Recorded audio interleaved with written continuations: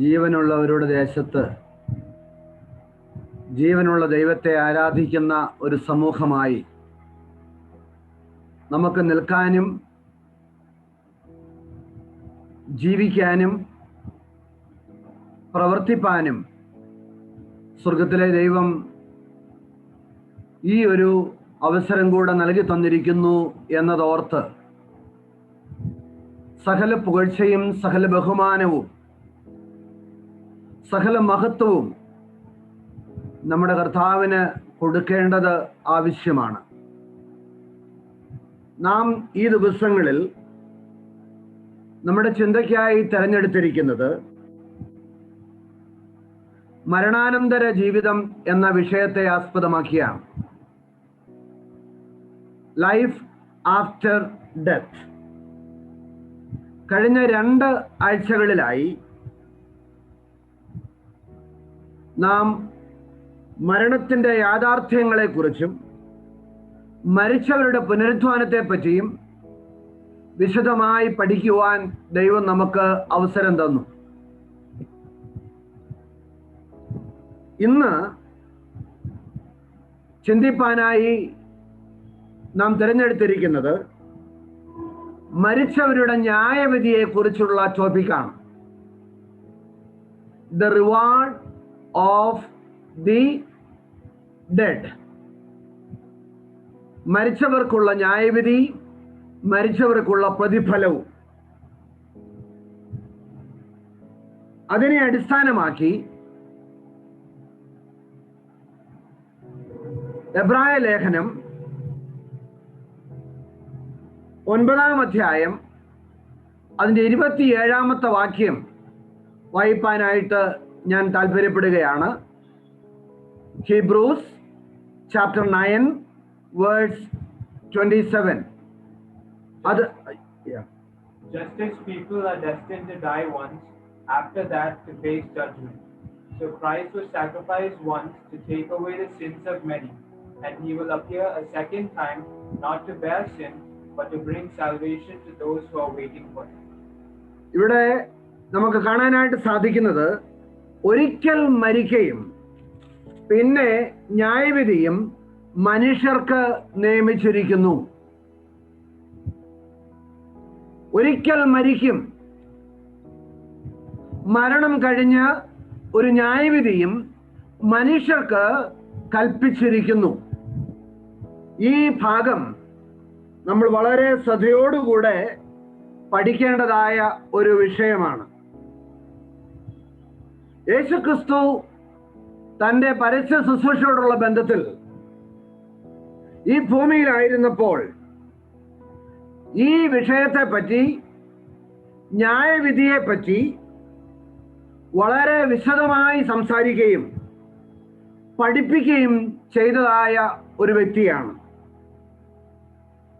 നമ്മൾ ഗിരിമുകളിലെ പ്രഭാഷണത്തെ പറ്റി, അല്ലെങ്കിൽ when we examine the sermon on the mount, ഗിരിമുകളിലെ പ്രഭാഷണത്തെ പറ്റി നാം പഠിക്കുന്നതായിട്ടുള്ള അവസരത്തിൽ നമുക്ക് കാണാനായിട്ട് സാധിക്കും, വേദപുസ്തകം വളരെ വ്യക്തമായി നമ്മെ ഓർമ്മിപ്പിക്കുന്നതായിട്ടുള്ള ഒരു കാര്യം, life in this earth is a preparatory room for eternity.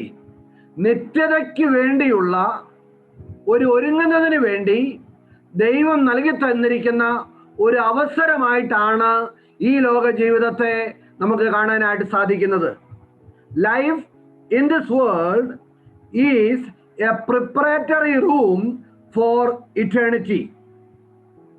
പഴയ നിയമം ഇത് നമ്മെ പഠിപ്പിക്കുന്നുണ്ട്. കർത്താവായ യേശുക്രിസ്തു നമ്മെ പഠിപ്പിക്കുന്നുണ്ട്. യേശുക്രിസ്തുവിന്റെ ശിഷ്യന്മാര് നമ്മെ പഠിപ്പിക്കുന്നുണ്ട്. അതുമാത്രവുമല്ല, യേശുക്രിസ്തു സ്വർഗത്തെക്കാൾ കൂടുതലായി, precisely speaking, 3 times more than he talked about heaven, he spoke about hell. 3 ഇരട്ടി യേശുക്രിസ്തു നരകത്തെ പറ്റി പറഞ്ഞിട്ടുണ്ട് എന്നത് നമുക്ക് കാണുവാനായിട്ട് സാധിക്കും. Matthew chapter 8 versus 10 to 12 and Matthew chapter 25 verses 31 to 46. ഈ രണ്ട് ഭാഗങ്ങൾ നമ്മൾ നന്നായിട്ട് പഠിക്കുകയാണെങ്കിൽ നമുക്ക് കാണാനായിട്ട് സാധിക്കുന്ന കാര്യം, യേശു ക്രിസ്തു വളരെ വ്യക്തമായിട്ട് നരകത്തെ പറ്റിയും സ്വർഗത്തെ പറ്റിയും ആരിത് അവകാശമാക്കുമെന്നൊക്കെ വ്യക്തമായി നമ്മെ പഠിപ്പിച്ചിട്ടുണ്ട്.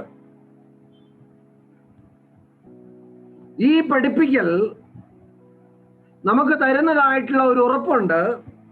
We are going to live 1,000,000 or 1,000,000,000 years either in one of these places. ഒന്നുകിൽ സ്വർഗത്തിൽ അല്ലെങ്കിൽ നരകത്തിൽ നാം കോടാനുകോടി വർഷം ജീവിച്ചിരിക്കും എന്ന് ദൈവവചനം നമുക്ക് ഉറപ്പ് നൽകുന്നുണ്ട്. എന്നാൽ ഒരു കാര്യം ഞാൻ വളരെ വ്യക്തമായിട്ട് ഓർമ്മിപ്പിക്കാനായിട്ട് താല്പര്യപ്പെടുകയാണ്. നമ്മൾ പറയുമല്ലോ, ഒന്നുകിൽ നമ്മൾ സ്വർഗത്തിലേക്ക് പോകും അല്ലെങ്കിൽ നമ്മൾ നരകത്തിലേക്ക് പോകുമെന്ന്. എന്നാൽ മത്തായിയുടെ സുവിശേഷം 25-ാം അധ്യായം അതിന്റെ 41-ാമത്തെ വാക്യം നമുക്ക് ഒരു വലിയ ഓർമ്മപ്പെടുത്തൽ നൽകി തരികയാണ്. It is a very strong reminder for us. അതൊന്ന് വായിക്കുന്നത് നല്ലതാണ്. മത്തായിയുടെ സുവിശേഷം 25-ാം അധ്യായം അതിന്റെ 41-ാമത്തെ വാക്യം നമ്മൾ വായിക്കുമ്പോൾ നമുക്ക് കാണാൻ കഴിയുന്നത് എന്താണ്? ഒന്ന് വായിച്ചാട്ടെ. Then he will say to those on his left, "Depart from me, you who are cursed, into the eternal fire prepared for the devil and his angels." ഇവിടെ എന്താണ് നമുക്ക് കാണാൻ കഴിയുന്നത്? പിന്നെ അവൻ ഇടത്തുള്ളവരോട്, ശപിക്കപ്പെട്ടവരെ, എന്നെ വിട്ട് പിശാചിനും അവന്റെ ദൂതന്മാർക്കും ഒരുക്കിയിരിക്കുന്ന നിത്യ അഗ്നിയിലേക്ക് പോകുവിൻ. ഞാനിവിടെ പറയാനായിട്ട് ആഗ്രഹിക്കുന്ന കാര്യം, നമുക്ക് ഒരു ന്യായവിധിയുണ്ട്.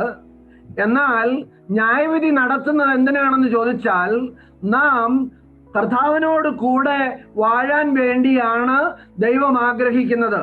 എന്നാൽ ഇവിടെ നാം കാണുന്നുണ്ട്, ശപിക്കപ്പെട്ടവരെ എന്നെ വിട്ട് പിശാചിനും അവന്റെ ദൂതന്മാർക്കും വേണ്ടി ഒരുക്കിയിരിക്കുന്ന നിത്യ അഗ്നിയിലേക്ക് നിങ്ങൾ പോകുവിൻ. That means hell is not made for human being. നരകം എന്ന് പറയുന്നത് മനുഷ്യന് വേണ്ടി ദൈവം ഒരുക്കിയതായ കാര്യമല്ല. അത് പിശാചിനും പിശാചിന്റെ ദൂതന്മാർക്കും നിത്യ അഗ്നിയിൽ കഴിയുവാൻ വേണ്ടി ഒരുക്കിയിരിക്കുന്ന കാര്യമാണ്. എന്നാൽ നമ്മുടെ ജീവിതത്തിലെ മോശപ്പെട്ട തീരുമാനങ്ങൾ കൊണ്ട് നമ്മുടെ ജീവിതത്തിൽ നമ്മളും എന്ത് ചെയ്യാനായിട്ട് സാധിക്കും? അവിടെ പോകാനായിട്ടുള്ള സാധ്യതകളുണ്ട്. അതുകൊണ്ട് hell is not prepared for human being. It is prepared for the devil and his angels. അത് നമ്മൾ ആദ്യമായി ഓർത്തിരിക്കണം എന്ന് ഞാൻ ഈ രാവിലെ സമയം നിങ്ങളെ ഓർമ്മിപ്പാൻ താല്പര്യപ്പെടുകയാണ്. ഇവിടെ ഞാൻ ഇന്ന് 3 കാര്യങ്ങൾ നിങ്ങളുടെ ശ്രദ്ധയിൽ കൊണ്ടുവരാനായിട്ട് താല്പര്യപ്പെടുകയാണ്. ഒന്നാമത് ഞാൻ പറയാനായിട്ട് ആഗ്രഹിക്കുന്നത്, judgment is certain and it is appointed for all human being. ന്യായവിധി എല്ലാ മനുഷ്യർക്കും നിയമിച്ചിരിക്കുന്നു. അത് ഉറപ്പായ കാര്യമാണ്. നമുക്ക് 2 വാക്യങ്ങൾ അതിനെ അടിസ്ഥാനത്തിൽ വായിക്കാം. നമ്മൾ ഒന്ന് ഓൾറെഡി വായിച്ചു, ഹീബ്രൂസ് ചാപ്റ്റർ 9 വേഴ്സ് 27. ഒരിക്കൽ മരിക്കുകയും പിന്നെ ന്യായവിധിയും മനുഷ്യർക്ക് നിയമിച്ചിരിക്കുകയാണ്. It is appointed for everyone. We also will read another passage, Romans 14 verse 12. So then each of us will give an account of ourselves to God. Each of us had to give an account to God for what we have done. വളരെ വ്യക്തമായിട്ട് എല്ലാവരും തിരിച്ചറിയേണ്ട കാര്യം, ആകയാൽ നമ്മിൽ ഓരോരുത്തരും ദൈവത്തോട് കണക്ക് ബോധിപ്പിക്കേണ്ടി വരും. നമുക്ക് ഒരു ന്യായവിധിയുണ്ട്, അത് ദൈവം നിയമിച്ചതാണ്. നമ്മൾ ഈ ഭൂമിയിൽ ചെയ്യുന്നതിൻ്റെ അടിസ്ഥാനത്തിൽ നാം ഓരോരുത്തരും കണക്ക് ബോധിപ്പിക്കേണ്ടി വരുമെന്ന്. എന്നെ കേൾക്കുന്ന പ്രിയ ദൈവമക്കളെ, നമ്മുടെ പണമോ നമ്മുടെ സ്വാധീനമോ നമ്മുടെ കുലീനതയോ നമ്മുടെ സ്ഥാനമോ നമ്മുടെ കുടുംബ മഹിമയോ നമ്മുടെ ജീവിതത്തിലെ മറ്റ് എന്ത് കാര്യങ്ങളും നമ്മളെ ന്യായവിധിയിൽ നിന്ന് രക്ഷപ്പെടുത്തുകയില്ല എന്ന് ദൈവവചനം നമുക്ക് ഉറപ്പ് തരുന്ന ഒരു കാര്യമാണ്. We all will have to face a judgment, just like we all face death. മരണത്തെ നാം അഭിമുഖീകരിക്കുന്നത് പോലെ തന്നെ നമുക്ക് ഒരു ന്യായവിധി സ്വർഗത്തിലെ ദൈവം ഒരുക്കി വെച്ചിട്ടുണ്ട് എന്നത് നാം ഓരോരുത്തരും ഓർത്തിരിക്കണം. ഈ കാര്യം നമുക്ക് ഓർമ്മയുണ്ടോ? അതുകൊണ്ടാണ് നാം മനസ്സിലാക്കേണ്ടത്, heaven will be a place of surprise, and likewise hell also will be a place of surprise. എന്താണ് കാരണം എന്നറിയാമോ? ഞാൻ രണ്ടാമത് പറയാനായിട്ട് ആഗ്രഹിക്കുന്നത് ഇതാണ്: judgment will be with fairness and justice. അപ്പൊ ഒന്നാമത് ഞാൻ പറഞ്ഞത്, എല്ലാവർക്കും ഒരു ന്യായവിധിയുണ്ട്. അത് മനുഷ്യർക്ക് വേണ്ടി ദൈവം നിയമിച്ചിരിക്കുന്ന ഒന്നാണ്. നാം ഈ ഭൂമിയിൽ ഒഴിവ് കഴിവുകളെ നിരത്തി നമ്മുടെ സ്വാധീനത്തെ ഉപയോഗിച്ച് നമ്മുടെ കാര്യങ്ങളിൽ നിന്ന് നാം രക്ഷപ്പെടുന്നത് പോലെ നമുക്കൊരിക്കൽ പോലും ദൈവത്തിന്റെ ന്യായവിധിയിൽ നിന്ന് രക്ഷപ്പെടാൻ കഴിയത്തില്ല. Why? Second thing, judgment will be with fairness and justice. ന്യായവിധി ന്യായമുള്ളതും അതുപോലെ അത് നീതിയുള്ളതുമായിരിക്കും. അത് നീതിയുള്ളതായിരിക്കും. സങ്കീർത്തനങ്ങൾ 7:11, Psalms 7:11 എന്താണ് നമുക്ക് കാണാനായിട്ട് സാധിക്കുന്നത്? God will be a righteous judge. 7:11. God is a righteous judge, a God who displays his wrath every day. See, he displays his wrath every day. He is a righteous God. അവൻ നീതിയുള്ള ന്യായാധിപതിയായ ദൈവമാണ്. അവനെ സ്വാധീനിക്കാനും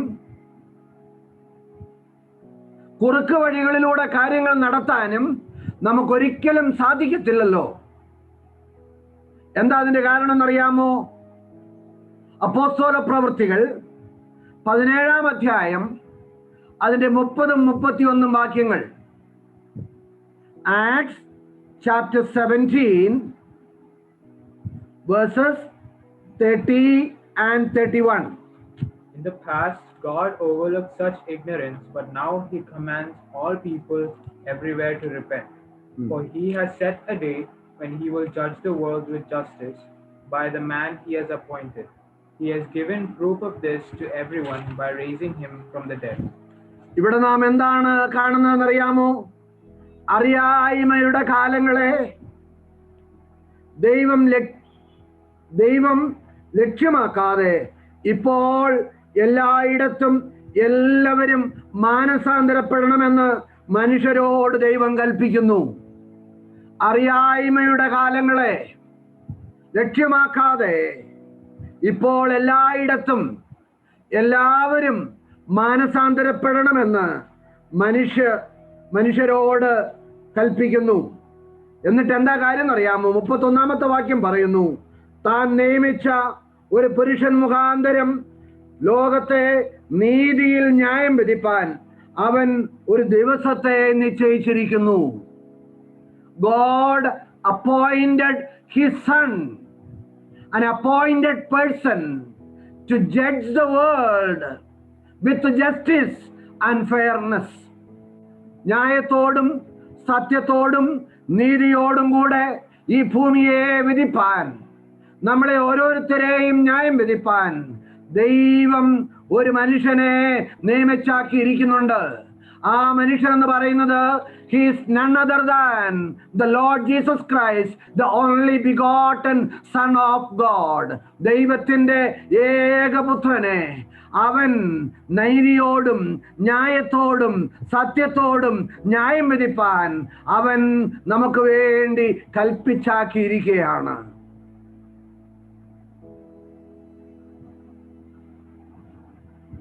അതുകൊണ്ടാണ് 2 തീമോഥെയോസ് 4-ാം അധ്യായം 8-ാമത്തെ വാക്യത്തില് 2 Timothy chapter 4 verse 8 നമുക്കത് വായിക്കാം.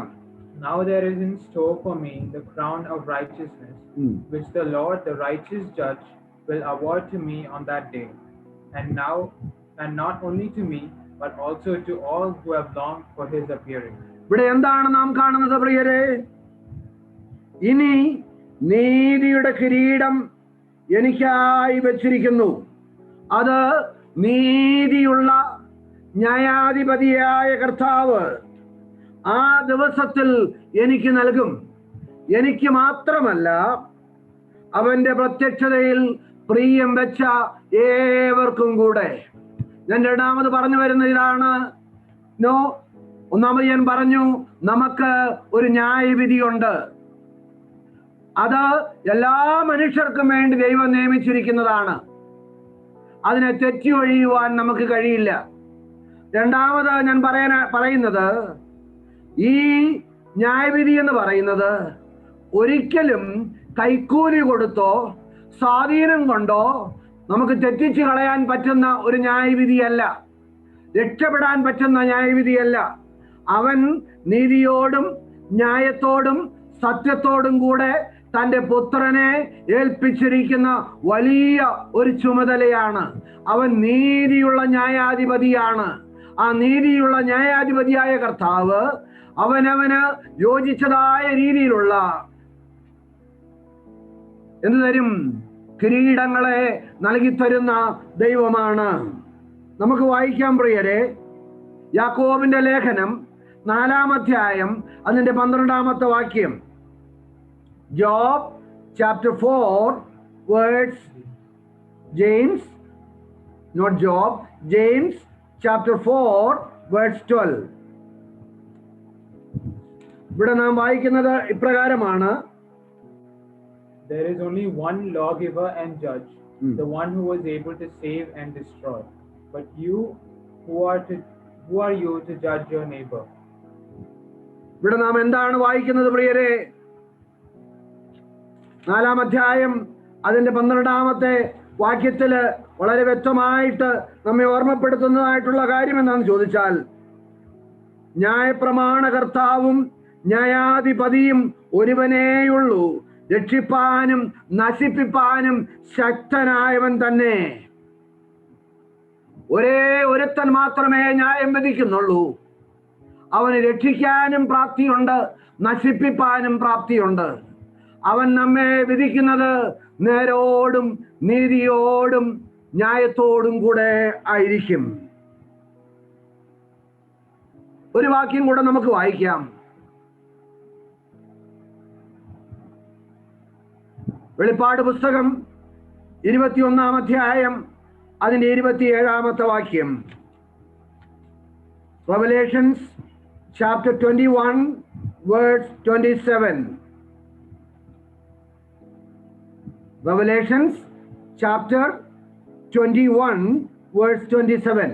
Nothing impure will ever enter it, nor will anyone who does does what is shameful or deceitful, but only those whose names are written in the Lamb's book of life. കുഞ്ഞാടിന്റെ ജീവപുസ്തകത്തിൽ എഴുതിയിരിക്കുന്നവരല്ലാതെ അശുദ്ധമായത് യാതൊന്നും മ്ലേച്ഛമായ യാതൊന്നും പ്രവർത്തിക്കുന്നവൻ ആരും അതിൽ കടക്കയില്ല. So what it means, the book of life is the deciding matter. It is what is written in the book of life is final.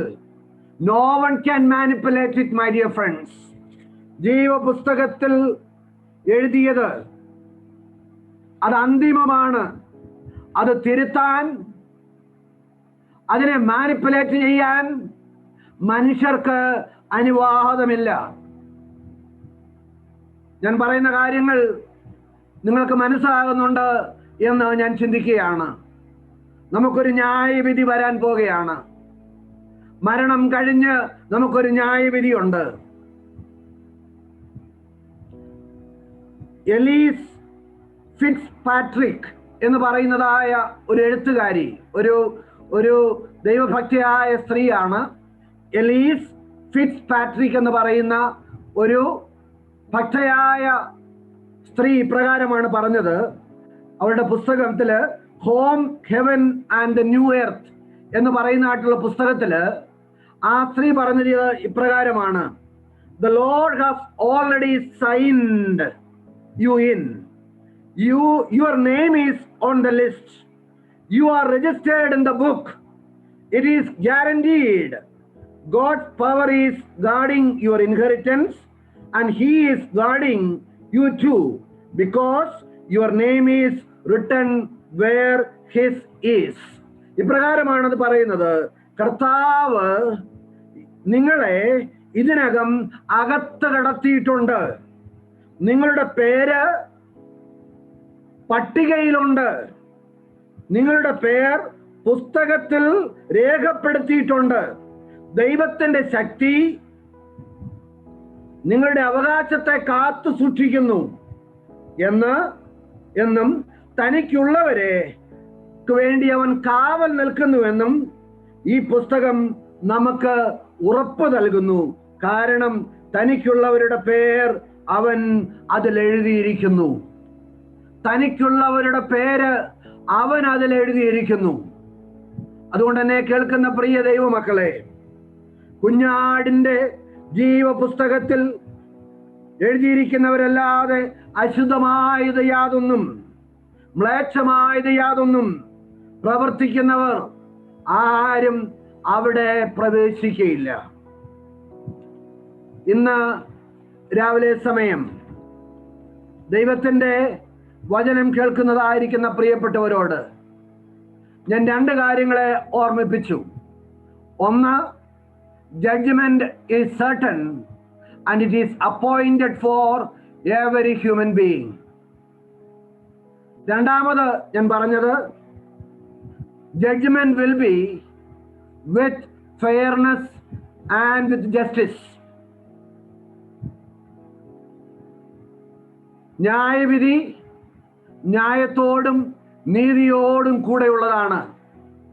ആർക്കും അവിടെ സ്വാധീനിക്കാൻ കഴിയുകയില്ല. മൂന്നാമത് ഞാൻ പറയാനായിട്ട് താല്പര്യപ്പെടുന്നത് ഇതാണ് പ്രിയരെ, നാം വളരെ വ്യക്തമായി അതുകൂടെ മനസ്സിലാക്കണം. Judgment day can be a day of punishment or a day of receiving awards. Judgment Day can be a day of punishment or a day of receiving awards. എന്താണ് നമുക്ക് ഇവിടെ കാണാനായിട്ട് സാധിക്കുന്നത്? For a non-believer, it is a day of punishment. But for a believer, it is a day of receiving his award or her awards. ഒരു അവിശ്വാസിക്ക് ഇത് ശിക്ഷയുടെ ദിവസമാണ്. എന്നാൽ ഒരു വിശ്വാസിക്ക് അത് അവന്റെ ബഹുമതികളെ ദൈവത്തിൽ നിന്ന് പ്രാപിക്കുന്നതായ ഒരു ദിവസമാണ്. യേശു ക്രിസ്തുവിനെ അറിയാതെയാണ് നാം ജീവിച്ച് മരിക്കുന്നതെങ്കിൽ ന്യായവിധി ദിവസം നമ്മെ ഭയപ്പെടുത്തുന്ന ദിവസമായിരിക്കും. It will be a frightening day for you and I if we haven't believed in him. But it will be a celebrating day, a rejoicing day if we lived as per the guidance of the word of God. ദൈവത്തിന്റെ വചനപ്രകാരം നാം ജീവിച്ചവരാണെങ്കിൽ, ദൈവമക്കളായി നാം ജീവിച്ചവരാണെങ്കിൽ, നമുക്ക് അത് സന്തോഷത്തിന്റെയും ആഘോഷത്തിന്റെയും ദിവസമാണ്. കാരണം എന്താണെന്നറിയാമോ? യോഹന്നാന്റെ സുവിശേഷം 5-ാം അധ്യായം 22-ാമത്തെ വാക്യത്തില്, John chapter 5 verse 22, we read like this: നമ്മുടെ എല്ലാ പാപത്തെയും, നമ്മുടെ എല്ലാ മറുതലിപ്പിനെയും, മത്സരബുദ്ധിയെയും ദൈവം ന്യായം വിധിക്കുന്നവനാണ്. നമ്മുടെ എല്ലാ പാപത്തെയും, നമ്മുടെ എല്ലാ മത്സരബുദ്ധിയെയും ദൈവം ന്യായം വിധിക്കും. Let us read one verse. 2 Corinthians chapter 5 verse 10. നമുക്ക് എല്ലാവർക്കും പരിചിതമായിട്ട് അറിയാവുന്ന ഒരു വാക്യമാണല്ലോ ഇത്. 2 Corinthians chapter 5 verse 10. For we all must appear before the judgment seat of Christ, so that each of us may receive what is due to us for the things done while in the body, whether good or bad. We all have to appear in the judgment seat of God, and we will receive accordingly on the basis of what we have done in our body. നമ്മുടെ ശരീരത്തിൽ ഇരിക്കുമ്പോൾ ചെയ്യുന്നത് നല്ലതാകിലും തീയതാകിലും അതിന് തക്കവണ്ണം പ്രാപിപ്പാൻ നാം എല്ലാവരും ദൈവത്തിന്റെ ന്യായാസനത്തിന് മുൻപാകെ പ്രത്യക്ഷപ്പെടേണ്ടതാണ്.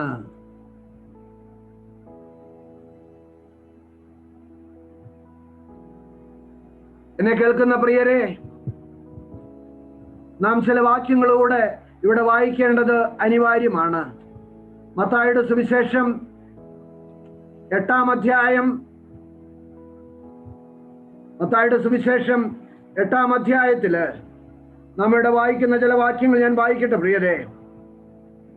അതിന്റെ 11, 10 മുതൽ 12 വരെയുള്ള ആയിരിക്കുന്ന വാക്യങ്ങൾ. അത് കേട്ടിട്ട് യേശു അതിശയിച്ചു.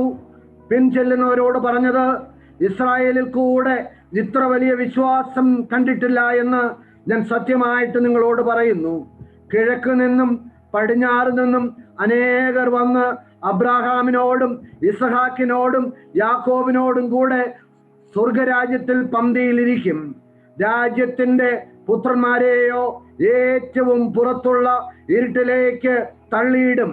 അവിടെ കരച്ചിലും പല്ലുകടിയും ഉണ്ടാകുമെന്ന് ഞാൻ നിങ്ങളോട് പറയുന്നു. സ്വർഗരാജ്യത്തിൽ പ്രവേശിക്കുമെന്ന് ചിന്തിച്ച്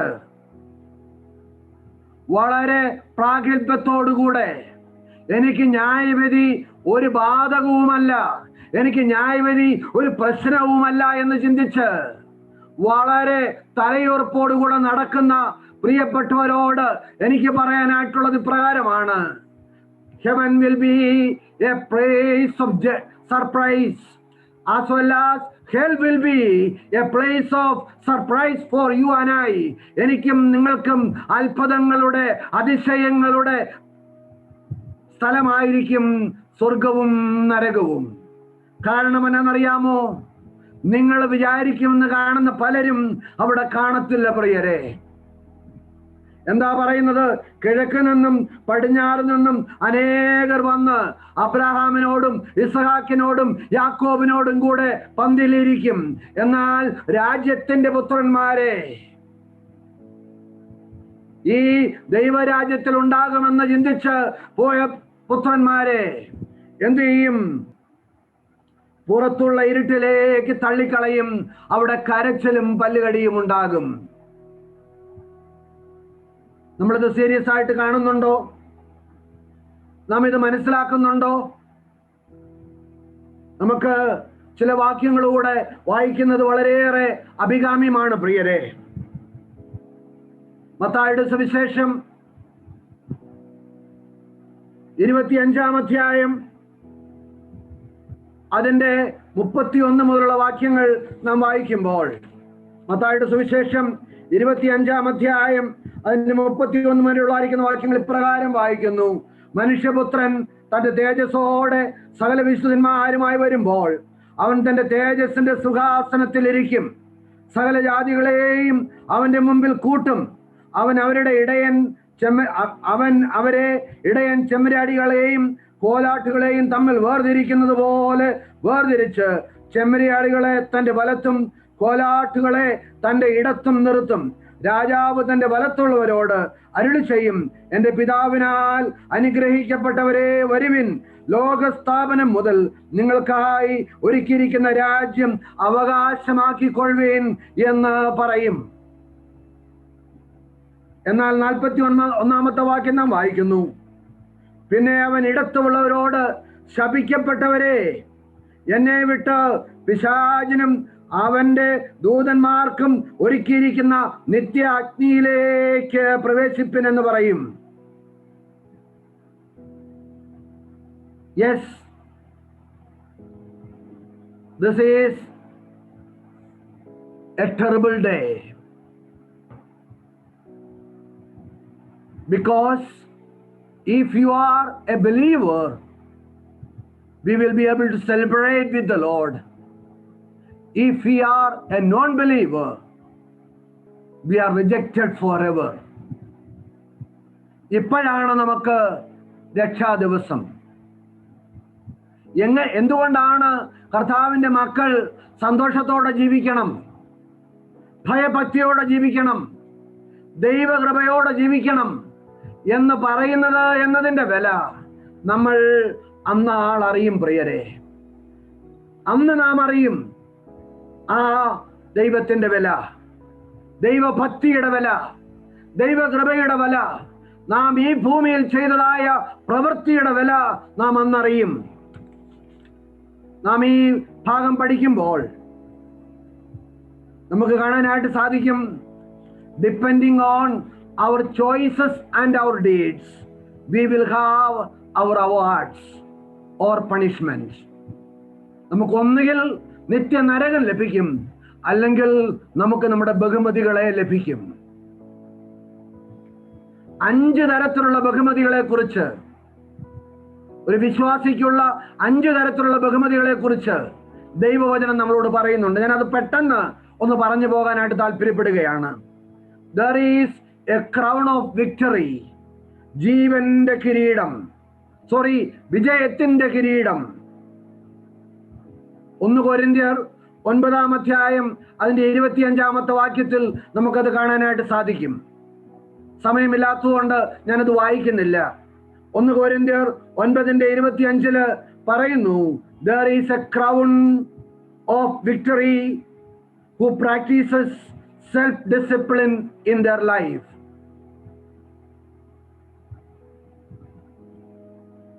അച്ചടക്കം പാലിക്കുന്നവർക്ക് ദൈവം കൊടുക്കുന്ന കിരീടം. There is a crown of rejoicing. സന്തോഷത്തിന്റെ കിരീടം. 1 Thessalonians chapter 2 verses 19 and 20. 1 തെസ്സലോനിക്കർ 2-ാം അധ്യായം അതിന്റെ 19ഉം 20ഉം വാക്യങ്ങളിൽ അവിടെ നാം വായിക്കുന്നു: സന്തോഷത്തിന്റെ കിരീടം. മറ്റുള്ളവരെ കർത്താവിലേക്ക് നയിക്കുന്നവർക്ക് കൊടുക്കുന്ന കിരീടമാണ്.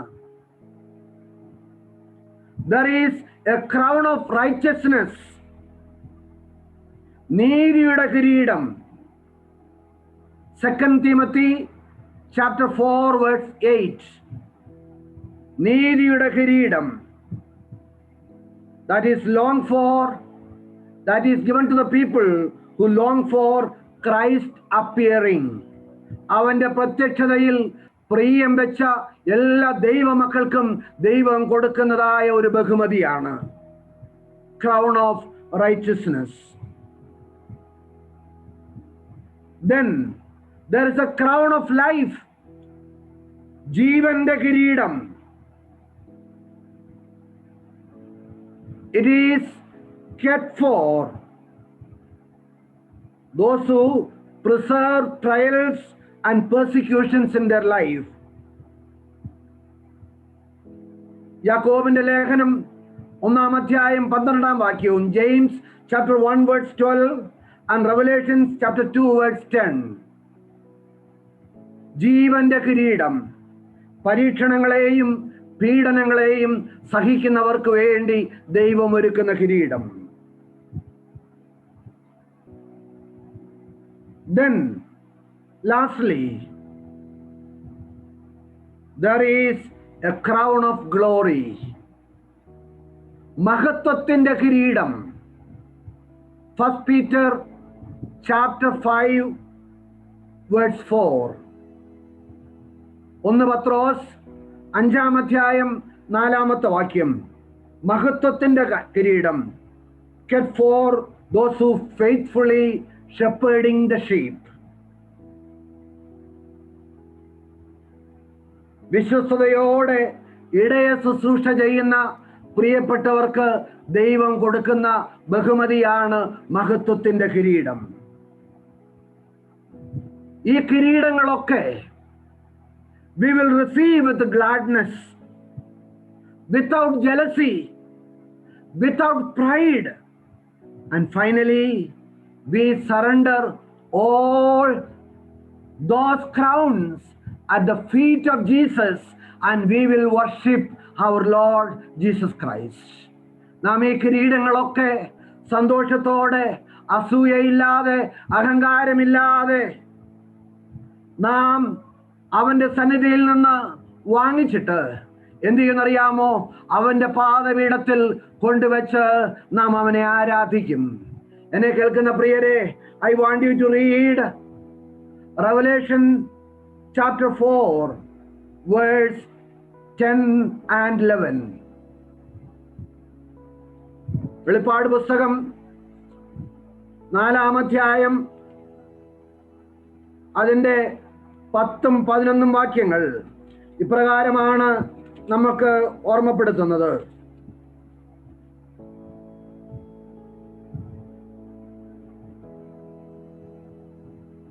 മൂപ്പന്മാരും സിംഹാസനത്തിലിരിക്കുന്നതിന്റെ മുമ്പിൽ വീണു, എന്നേക്കും ജീവിച്ചിരിക്കുന്നവനെ നമസ്കരിച്ചു.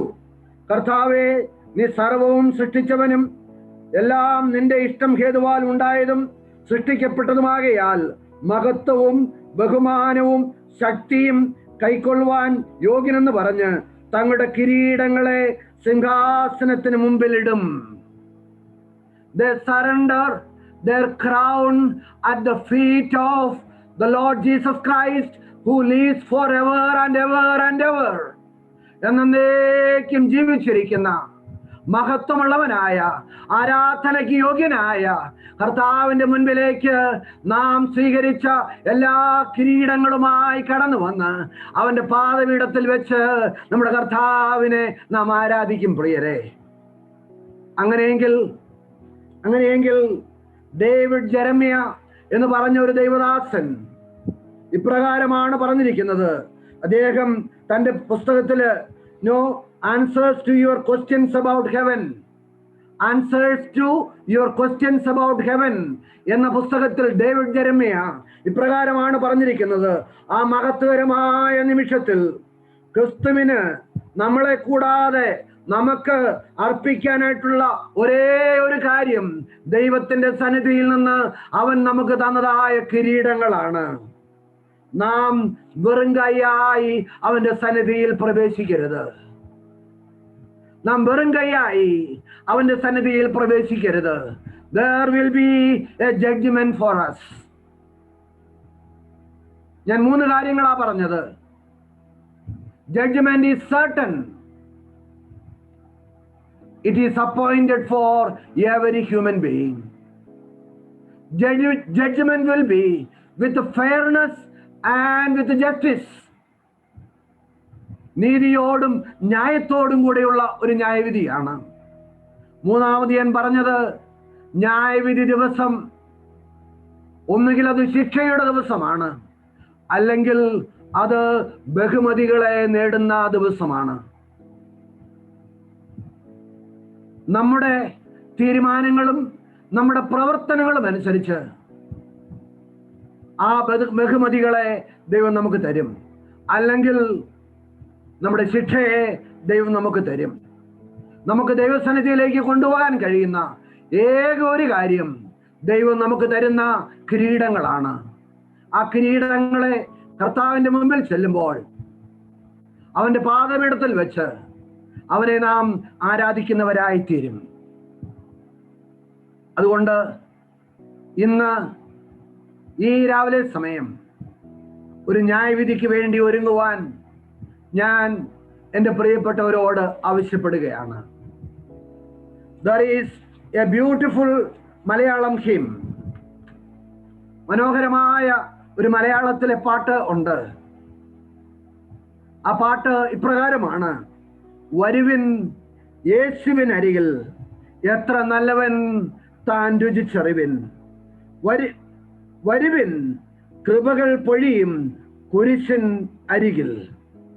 ഒരു നാൾ നശ്വര ലോകം വിട്ട് പിരിയും നാം അതിവേഗം. അങ്ങേ കരയിൽ നിന്നും നാം നേടിയത് എന്തെന്നറിയും. ലോകം വെറുത്തോർ വില നാം അന്നാൾ അറിയും.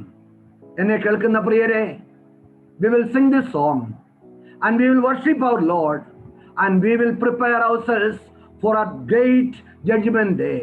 And on that judgment day, let us go to God, go to Christ with the crowns given by the Lord, and we will surrender to Him and we will worship our God and live with Him forever and ever. നാം ദൈവത്തിന്റെ സന്നിധിയിലേക്ക് അടുത്ത് വരുമ്പോൾ അവൻ നമുക്ക് തരുന്നതായിട്ടുള്ള ആഹ്വാനം, വരുവിൻ യേശുവിനരികിൽ, എത്ര നല്ലവൻ താൻ രുചിച്ചറിവിൻ. ഇന്ന് ലോകം വെറുത്ത് നിന്നതരും പരിഹാസ്യരുമായിട്ട് ജീവിക്കുന്ന പ്രിയപ്പെട്ടവരുടെ വില നാം അന്നാൾ അറിയും.